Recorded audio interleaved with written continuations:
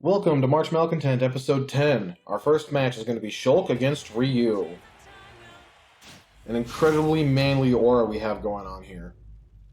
Or at least a very shirtless aura. I know Ryu's wearing a gi, but like, with a V-cut like that, how much does it count as a upper covering?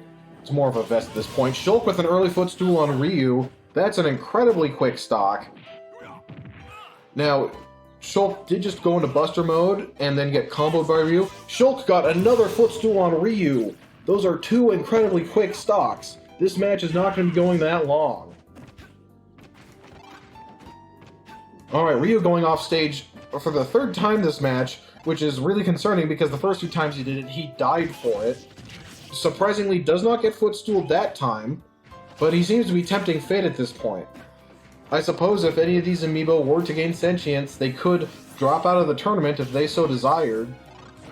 It would be an incredibly strange move to do, but I guess I'd have to allow it under whatever new rules we'd have about our robotic overlords.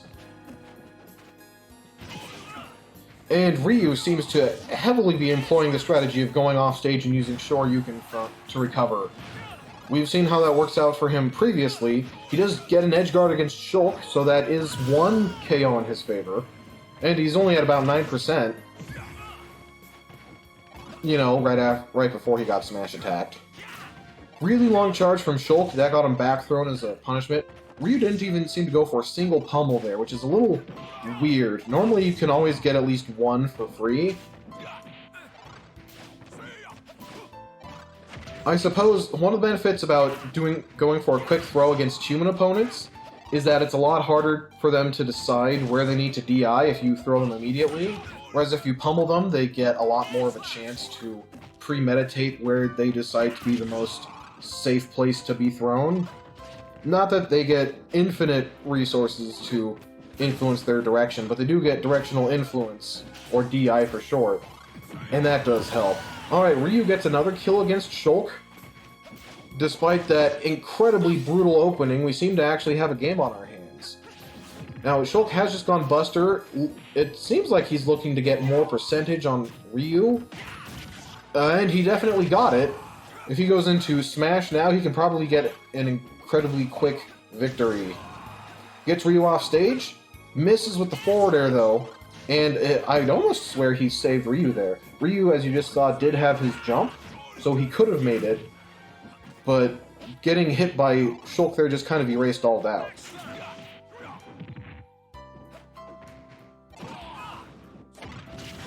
Alright, Shulk gets a spike, but he gets it on top of the stage, so it's not going to kill, and Ryu does not recover. Well, that is certainly a game which happened and I commented over. I hope you enjoyed, I guess. For our second match, we have Villager against Joker. Two characters who don't go by names, instead they go by titles. Joker is, of course, the one who jokes, so like a comedian, I guess. And Villager is the one who villages. I guess he lives in a village? Lots of people live in villages. So Villager is basically just person. Person man. Person man and comedian. Saturday nights at 7. Alright, Villager getting off a lot of shield pressure on Joker right there. He did actually eventually land a hit, partially benefited by the fact that after Joker blocked so many attacks, his shield got smaller, which meant it wasn't able to cover all of him. That is one of the downsides to the taller characters in the game. Ideally, if you want the perfect shield that can never be shield poked, you would want a round character. And there are a couple of those. Or, of course, there's Yoshi's shield, who always covers all of his body. But that also comes with its own problems, in that Yoshi is probably the easiest character to shield break, specifically because you're never going to shield poke him. Of course, certain other characters rely on their shield a lot more than Yoshi does, so I guess I can't make that judgment too early. Some characters do definitely have to heighten their shield a lot more. And I guess any character who has a really bad out-of-shield option would also have to stay in their shield more. Basically, shields are a complex mechanic that have a lot of in-depth effects on the game as a whole. Now, this is already starting off bad for Villager. Obviously, of course, he died. He only got Villager at about 50%, which is half of what you'd usually want to be KOing an opponent as. But Joker specifically, once he deals or takes enough damage, he gets Arsene, which is basically he gets a super mode where he becomes a lot more vicious and efficient. Or in game terms, he deals more damage and knockback. All of his moves effective, well, except for the special moves, which have their own unique effects. His normal moves get an additional hitbox. The moves that you can see Arsene, the huge red black dude with wings, throwing out. And of course, they're usually a lot stronger than Joker's hitboxes as well. Now, Villager was able to survive Joker's Arsene mode, but he wasn't able to kill him, which is going to be a problem, because usually Joker can consistently get one Arsene per stock, which means Villager needs to deal with 2 more of them. But if he also has a really hard time killing Joker right now, then he might have to deal with possibly more. Villager barely avoiding those attacks. The timing must have been a little weird because it looked like he was entering the trailing animations of all of the hitboxes. Gets a grounded spike. Oh, and then he goes for a jab instead of a grab. He probably could have back-thrown Joker for the kill there, but I don't think the amiibo knew that. Or if it did, it just didn't care. Wow, Villager is landing just so many of these grounded spikes. Throws a missile at Joker, then an immediate slingshot instead of trying to read the air dodge. Reading the air dodge could have gotten him to stop. And Joker uses his down special to get a whole bunch of his Arsene meter built, but then he gets killed at the end of it. So that's a thing. He did counter that Lloyd Rocket though, so he's already most of the way to an Arsene, and he's only taken about 25%. They actually had to change Joker's Rebel gauge, I believe that's what it's called. When Joker first came out, it barely decreased at all, so if you are going against Joker, your best bet was to just run away and hope to time him out. They did thankfully change it so that if Joker gets hit, he loses a noticeable part of the meter, which effectively means that instead of purely running away, you might also want to wait for Joker to overcommit, kind of like he did just there. Wow, Joker is just getting hit by a bevy of missiles. Not something I'd recommend any civilian to do if they want to live. Or, I can't really think of a good situation in which you'd want to get hit by more than one missile. Okay, I'll rephrase that. I can't think of a situation in which you'd want to get hit by any number of missiles. But more than one missile is even worse than just getting hit by one missile, I suppose.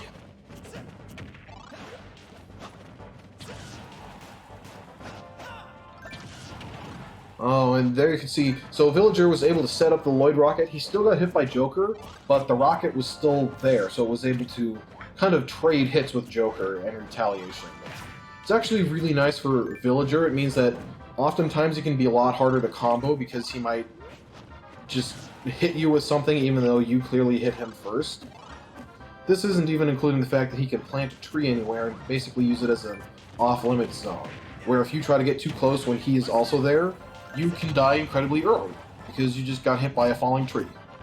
Which, now they say it out loud, that also kills real people. But not nearly as much as missiles. Missiles definitely, well, I'm sure more people have gotten killed by trees, but of everyone who's gotten hit by a missile, more of those have died.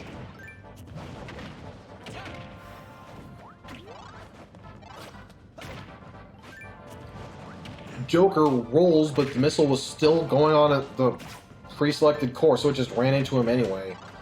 That is something that I will say is a nice change of pace in Smash Ultimate. In previous games, spot dodging and rolling was definitely the best way to go around. Especially in Brawl, it wasn't even particularly slower than just running. But in Smash Ultimate, due to the speed of your characters going up, they had to put some anti-spamming measures on dodging as well. Rolling around to get around just isn't really that good. You can still try it, and I know that it's definitely a beginning player tendency to roll so that you can change the direction your character is facing. Not nearly as much of a problem in Smash Ultimate because you can turn around in literally one frame. That's a 60th of a second, and it's basically the smallest delineation of time in which you can turn around. So, in Smash Ultimate, you just kind of look where you need to. Villager breaks out of that combo with an up air, the RNG giving him 3 whole turnips, killing Joker.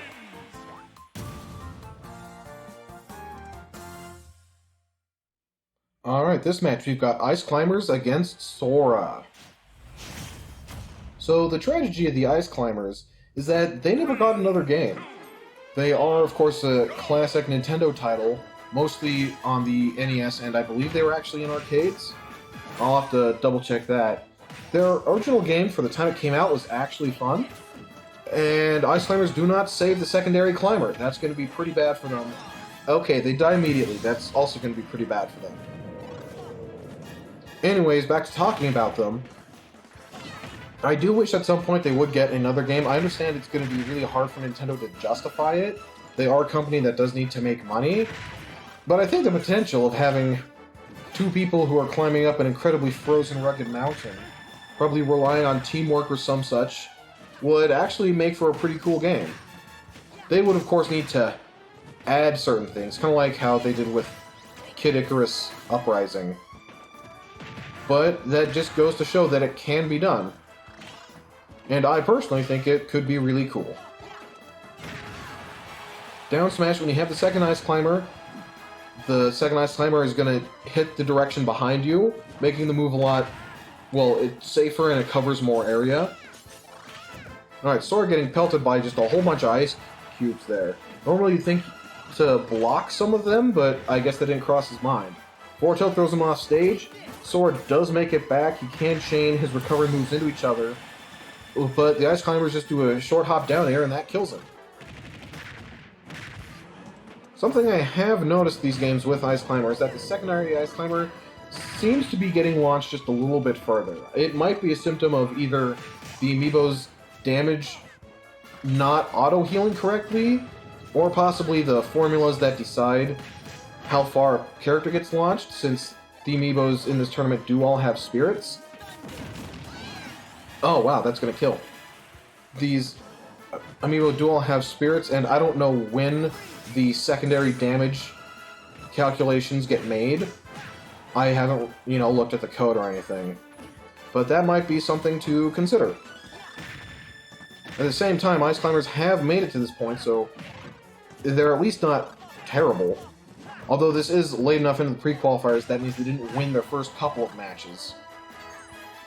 We're at a very particular point where you can't win every match to make it here, of course, but you can't lose every match either. So it's a very fine line of how many matches you need to win in order to be at this point in the tournament. Based off the performance of the amiibos, though, they seem to be handling it pretty well. Normally at the end of May Malaise, which is the postseason as opposed to the preseason, you start getting all the amiibo who have a hard time functioning correctly. Either hitting their opponents, dealing damage to them, or killing them. And those are the matches that really drag on. It's why it's the postseason instead of the current season.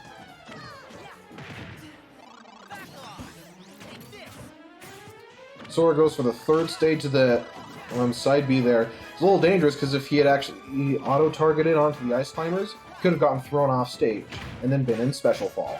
And that's the kind of thing that kills people.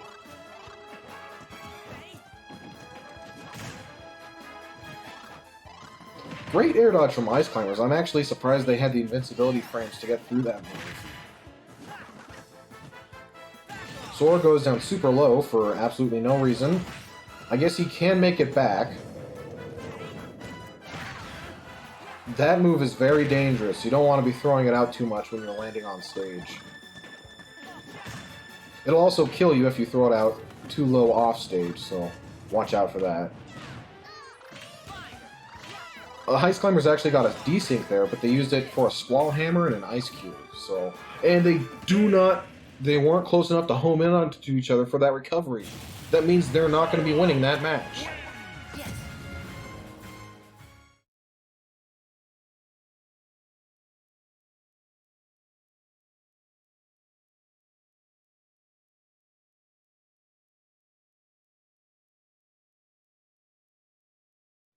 And here we have Steve against Pichu.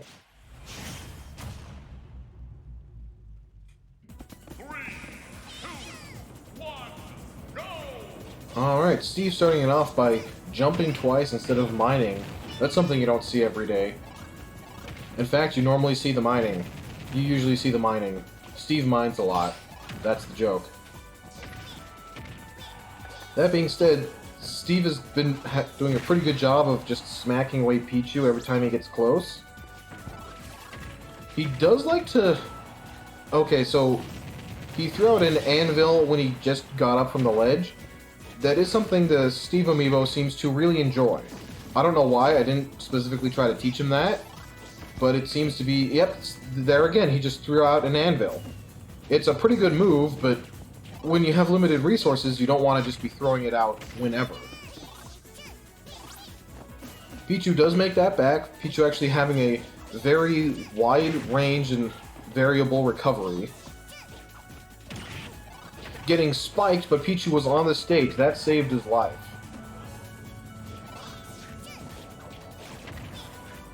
Pichu is having a really hard time against Steve. Just now, I think those two neutral airs made up for about half the moves he's hit this match. And he's died once and currently taken 120%. He does get Steve off stage, and then he lets him recover back on stage.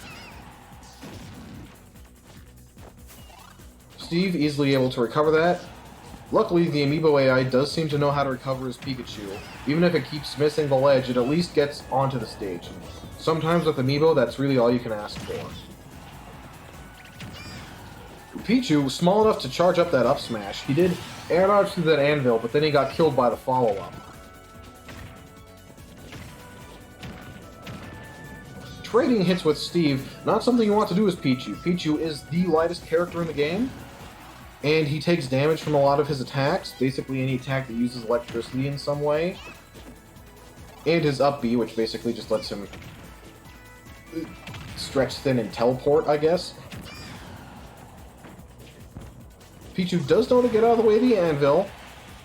Is not able to kill Steve with that down air. I guess the second down air does it, but Steve has two stocks to make up, and Steve now has diamond weaponry, which is even better than the wooden weaponry. I've actually heard that the Minecraft diamond tools wouldn't work in real life because diamond is too brittle. You'd smack it against stuff and it would break. In fact, usually the benefit of having anything coated in diamonds is whenever you're cutting or grinding something, since diamonds are incredibly hard, they don't scratch when they get scraped together. That's a weird hitbox on the anvil, but it is going to kill Pichu. Steve is going to go to the tournament. And here we have Mr. Game & Watch against Charizard.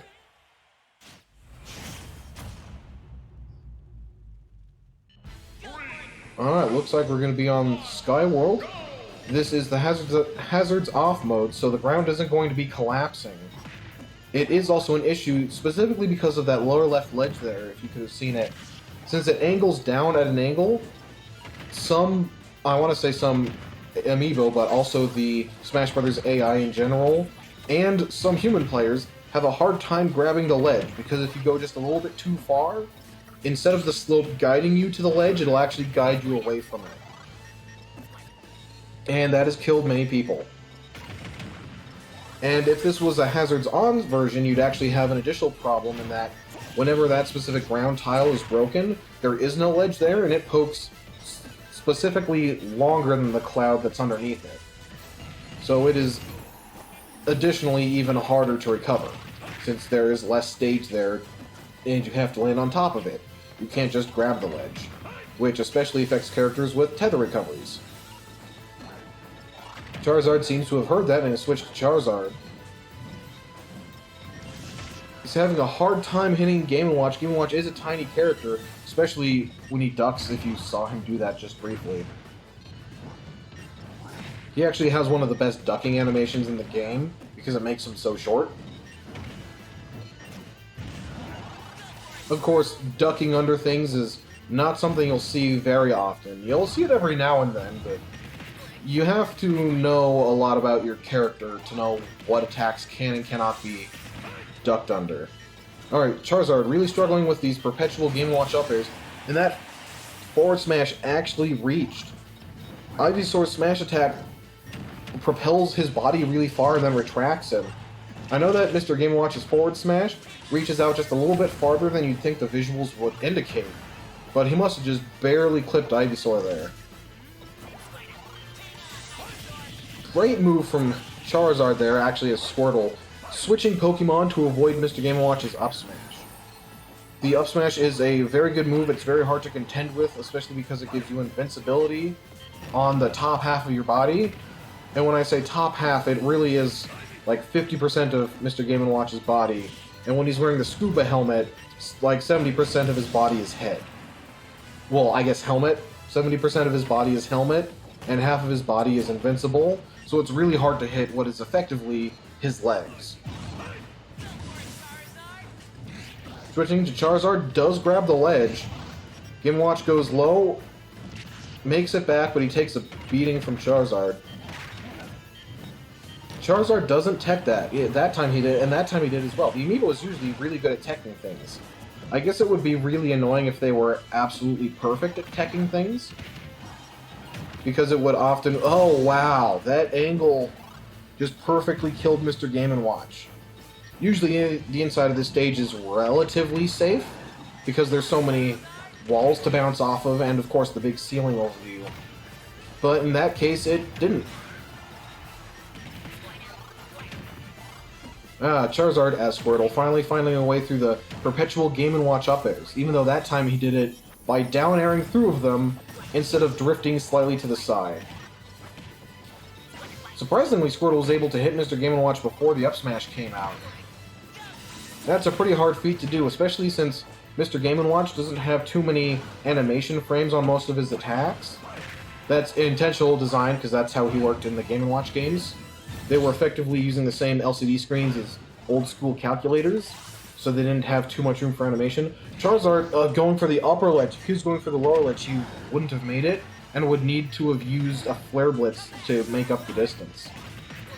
Switching to Squirtle, which is a little weird at this percentage. Switching to Ivysaur, which is a little bit more reasonable at this percentage. Gets a good forward smash on Mr. Game & Watch with a lot of rage. It actually does deal significant knockback, but it's just not getting the kill. Mr. Game & Watch is the one, I believe, the third lightest kill, and Mr. Game & Watch falls victim to the same knockback shenanigans twice. And here we have Lucario against Link. This is the last match of this set, meaning that these characters, whoever wins, will be making it to the tournament. Whoever loses will be competing in the next set of matches, the order of which is to be determined. Given how many competitors we have left, there is actually a very high chance you might see one of these guys in the next match. I can't guarantee that, so I'm not going to promise anything. Ooh, Lucario recovered to the ledge. He used his up special Extreme Speed, but he did it while he was at the ledge. So it basically just took him longer to grab it. That's a good instance where I probably would have air dodged instead of trying to go for the recovery move. Now Lucario has taken a pretty slow start here. That's a Pokemon joke for any of those you can know. He's taken a lot of unnecessary percentage, but Lucario as a character doesn't particularly mind that, because now all of his moves are going to be getting stronger. I mean, he's only landed, like, the one up smash, so...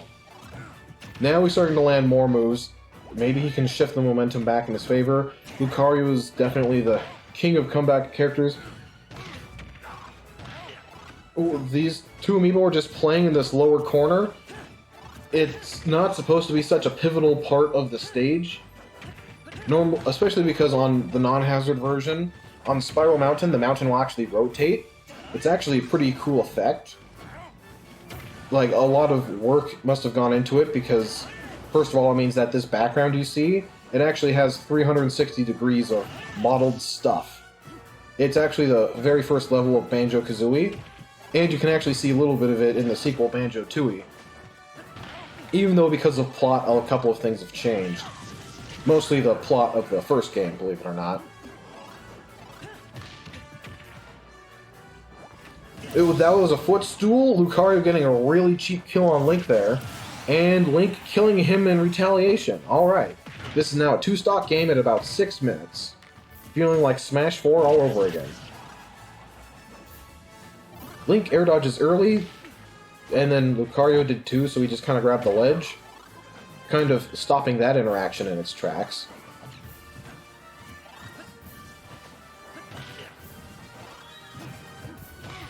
And we finally got another hit. Lucario starts chaining together up tilts. Link jumps out of it easily. Gets a cool combo against Lucario, but it's not going to kill. This stage has a little bit wider blast zones. It's mostly because as the mountain rotates in non-hazard versions, platforms will come in and out and change basically the width of the stage. And they're not going to change the blast zones for that. That would cause a lot of problems. And especially if the only effect would be to slightly normalize a stage for competitive play, and it would take a lot of work. There's no way they're gonna do that. Especially because Smash Bros. At its core is a party game. It's why it's so popular. People don't play it because it's an intense 1v1 experience, although it can be.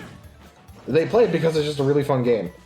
So they're not going to do anything to detract from the casual experience to cater to a specific subgroup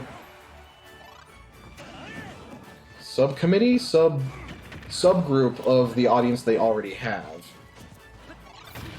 But they will definitely do things that help expand that audience.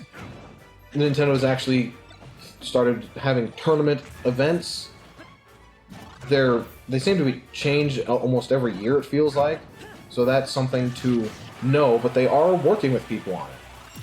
So if anything, this is like the golden age of Nintendo tournament competitive experiences. Even if the people online would try to have you believe otherwise.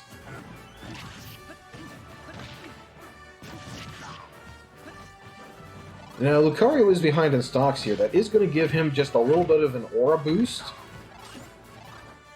Okay, he didn't get hit by that forward smash. That probably would have... It might have killed him. I don't know what percent he was at the time. Alright, Lucario sent off stage. Extreme speed's back. Lucario's recovery actually does get longer when he gets more aura. That forward smash is going to kill Lucario. So, Link's making it to the tournament. Lucario might. Alright, next up, Greninja against Charizard. So, you may be wondering why we're seeing these characters again, or you're probably popping into this point of the video. This is the last stage of the preliminaries. We have 5 matches. It would be 6, except that we're missing an amiibo, so we had to cut one short, which means that Ryu actually got the bye. He will be making it into the April Anger tournament. Since his opponent did not exist, he automatically won. These last 2 characters, whoever wins makes it into the tournament, whoever loses does not. And Greninja just got spiked off stage, putting his chances of showing up in April Anger significantly lower than they would be otherwise, since this is the last match. In case I didn't make that clear enough, you win, you make it into the tournament, you lose, you are not going to be in the tournament. So just to recap, no, I'm going to stop there. So, real quick, so Charizard is currently Squirtle. Alright, he just changed to Ivysaur. The Pokemon Trainer does have type effectiveness, but only in mirror matches with another Pokemon Trainer. So Greninja being a Water-type Pokemon is not going to affect into this at all. It's just going to be a straight-up normal match.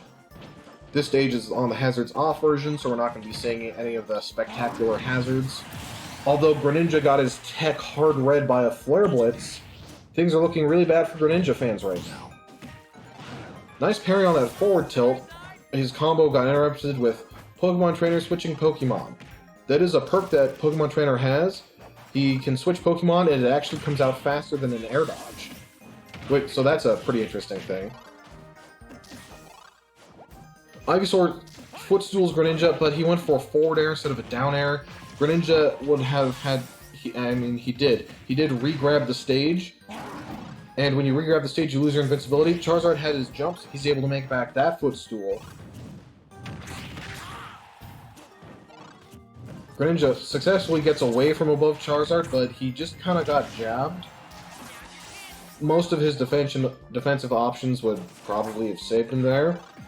Of course, as a Greninja, your defensive options, you don't really have a quick attack out of shield, so the game plan is normally to not have to use shield a lot. You're going to want to be using your speed to hit your opponents. It does kind of factor into his whole ninja aesthetic. Ooh, great up smash. Although I will say that to make up for the fact that most people aren't as innately cool as ninjas are thought to be, part of that ninja aesthetic includes a move that literally lets you teleport while being invincible. Greninja, stop getting hit by these flare blitzes! It lets you teleport while being invincible, and he has a counter that lets you just automatically disappear and reappear from the shadows. Kind of a low effort. Oh wow, that back throw killed. Charizard goes for a celebratory flare blitz. Charizard's going to be making it into the tournament. Greninja will not. Last match of the video, we have Lucario against Palutena. Yep, what are the odds? As I predicted, we did get Lucario almost back-to-back. The odds of that were actually pretty high, since next video is only going to have 3 matches in it. The last 3 matches of the preseason, and then the normal season gets to start. Yes, April Anger will be starting incredibly late into April, but at least still in the actual month, so apologies it took this long, but I can't change it now. I'll just have to start even earlier next year. I always forget how long it actually takes to get all of this to fit together. Not to complain, though. Like, I did this unto myself. Really weird up smash from Palutena. She did spot dodge to get out of that situation, but... Alright, she goes for just an absurdly high edge guard against Lucario. Now she has to deal with a high percentage Lucario, and with the pylon of the castle in the middle, she might have a harder time killing him. Of course, Palutena's up air is a very good kill move, but if she does try to hit him laterally, for example there, Palutena's back throw is her basically best kill throw, but she threw him right into the castle, and he actually teched and got out of that. And then you have a high percentage Lucario you have to worry about. If you make a wrong move, you can die at an early percentage. You can also die at late percentages too, you just die harder. But not like the movie, your death becomes more swift and imminent. Forward smash, that's not quite enough to kill Palutena, and she actually makes it back. I'm a little surprised her teleport does let her keep just a little bit of momentum at the end of the move. So it's actually a pretty good recovery method. Still though, that recovery felt like just a little long in the extent of its reach. Of course, compared to some of the older Smash Bros. Games, you used to hardly be able to recover at all, so... And by that I mostly mean Smash 64 and Smash Bros. Melee. In Brawl, most characters could usually make it back. In Smash 4, they kind of refined the formula a little bit. In Ultimate, every character can make it back, but some of them have a much steeper price to pay. Kind of the cost of having a weaker recovery. Palutena surprisingly still hasn't died. Now, that Lucario grabbed her with a normal throw, his side B is the command input grab. That is the move you definitely have to watch out for, especially at higher percentages. Especially because when Smash Bros. Ultimate came out, they gave some certain moves, basically the blue impact effect, to kind of sell exactly how much of an impact they were making. And we're talking moves like Falcon Punch, or whenever Ness or Lucas use PK Thunder and hit themselves and recoil into you into that big explosion thing. Basically moves that hit really hard.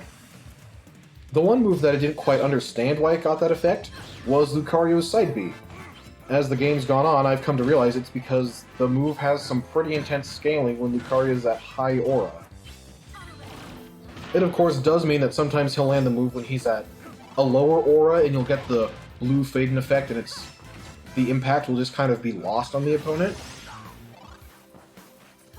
But I can't think of a good fix for that.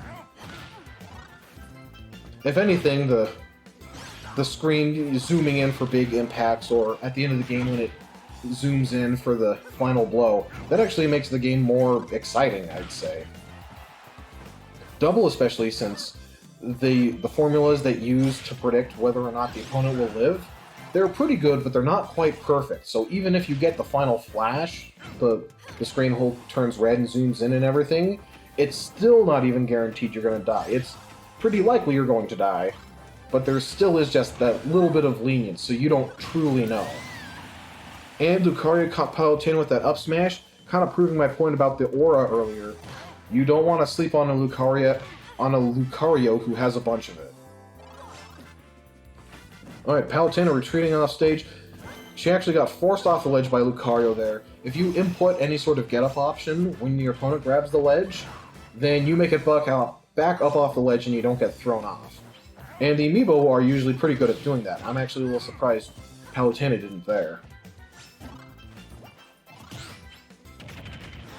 Up tilt, not gonna kill Lucario yet. A whole bunch of attacks just happened there and everyone just kept teching. I couldn't keep up with it myself. Ooh, Lucario goes way too high. Palutena, thankfully for Lucario, she just kind of ran into the wall there. And Lucario seems to keep recovering up the slope, launching him to the center of the stage. Which normally would be Lucario just comboed back air off of jab. It was with the wall, but I guess I never thought I'd see the day. That's it for this video. Make sure to tune in for the next video. It has 3 matches in it, so that's going to be fun. Well, it's going to be short, is what it's going to be.